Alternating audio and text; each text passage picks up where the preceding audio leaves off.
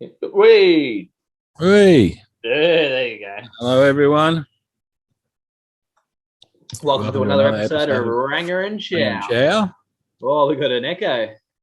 Don't forget to subscribe. The little red Hopefully you're all button coming. down.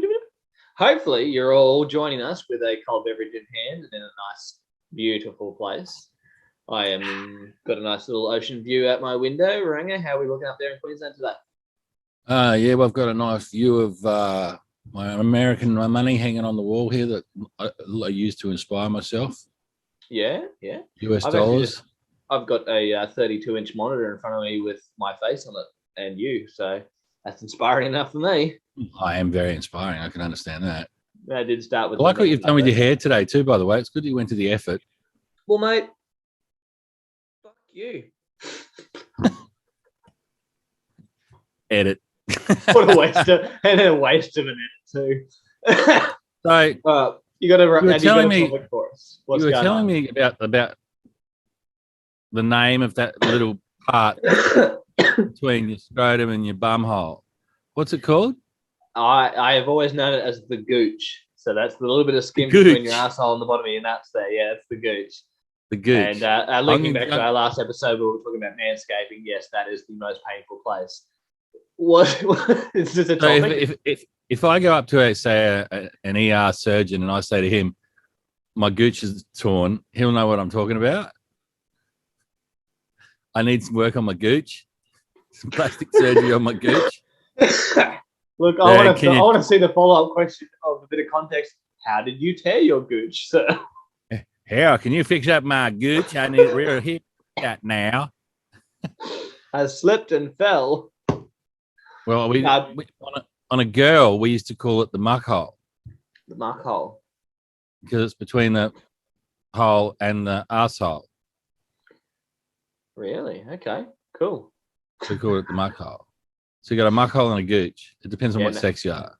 No, well, my day, the blokes called the female piece of skin there was the fact, because if you were missing the first hole and getting the other hole, you're in deep shit. And that was a fact. So that's about as creative as we got. I don't know. It was just a generational thing. 100% of constipated people don't give a shit. That, and if you're looking for sympathy, you'll find it in the dictionary between shit and syphilis. That's so true. The best bit is, I love how many people actually look that up after I tell them. It's true too. Yeah, it's.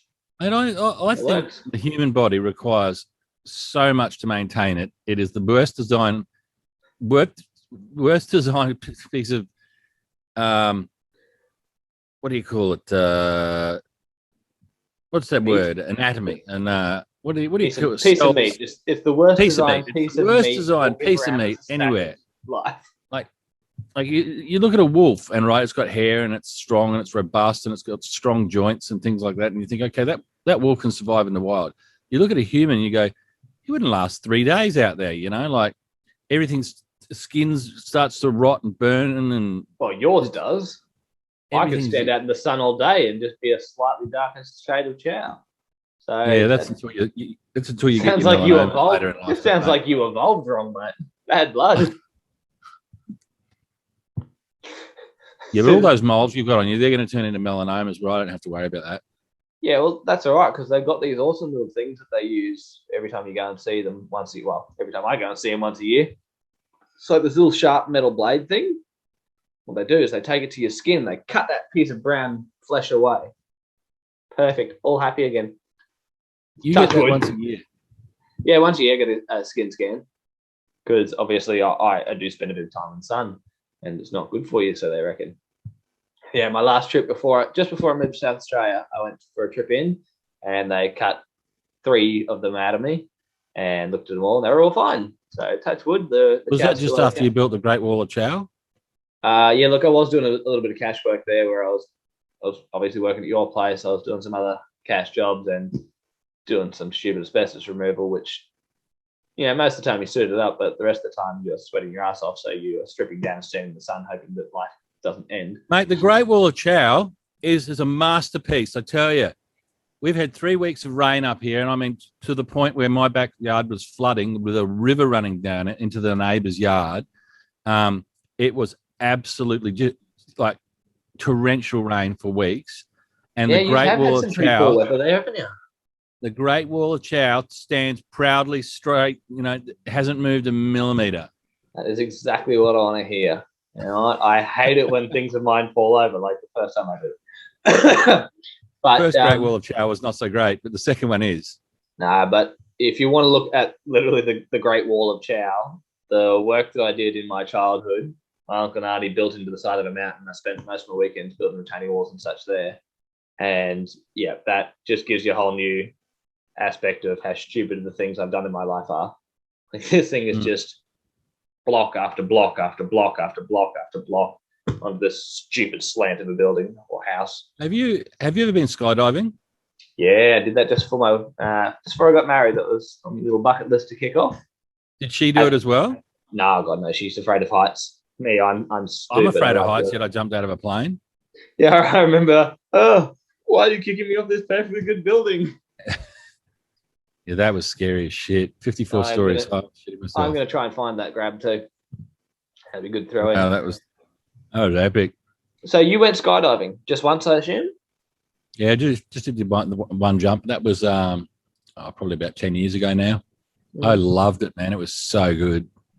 Such a rush. And you know what? You know how when you jump out, it's like a 10 or a 15-second free fall? Yeah. Maybe not even that much. And then they pull the chute. Did it not feel like the longest 10 or 15 seconds of your life during that free fall? It just seemed like it went forever. Well, I reckon the free fall was more like 30 seconds, man. I reckon it went for a long time. That's what I mean. It felt like it went for a long time. I don't think they actually let you fall that far. They've got this automatic thing on their wrist, which at 4,000 feet automatically deploys the chute. That's handy because I don't like the idea of trusting another human being with my life. Well, it's in case they're unconscious or something like that happens. So yeah, like the technology involved in it now is pretty good, really. Which is good for your safety because, you know, granted, not a lot of people die from that or have bad injuries, but if you do, what a hell of a way to go. It's hard to believe it, but it's true that actually parachuting is safer than whitewater rafting at Dreamworld. Look, you throw the Dreamworld part in, there's a lot of avenues that are a lot safer. Yeah. Good old Dreamworld. Hey, you go whitewater rafting and experience a little bit of drowning while you're at it. But looping back to that sensation of that short free fall feeling like a really long time, I just learned recently that there's actually some science behind that. You know yourself being quite advanced in your age, that every single year it just seems like the years go quicker and quicker, doesn't it? It does, and I've got a theory for that. Well, theory no more, because there is actual science behind it. So the way that your brain interprets the amount of information as your years go on, certain events seem like they go a lot quicker. So it's not just that you're really, really old. It's just the way your brain works, mate. Well, what's your theory? Can't wait for us to catch up again so I can punch you in the face. All right. I've been hit by granddads before. There's not a lot of strength left.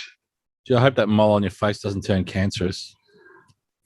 What, you're worried you're going to affect the beauty? All right. Well, tell us your theory, and then we're going to wrap this up. So I got to go. It's work to be done. My theory is that let's say when you're 5 years old, the next year only is the equivalent to say 15 or 20% of your lifespan. You know what I mean? And you know what? That actually was part of the science. Yeah. But that's right. But when you're like 50, each year is just a small percentage of your entire life, you know. So. And that is exactly it. So obviously the way your brain interprets the amount of information that's stored in it is due to that long process.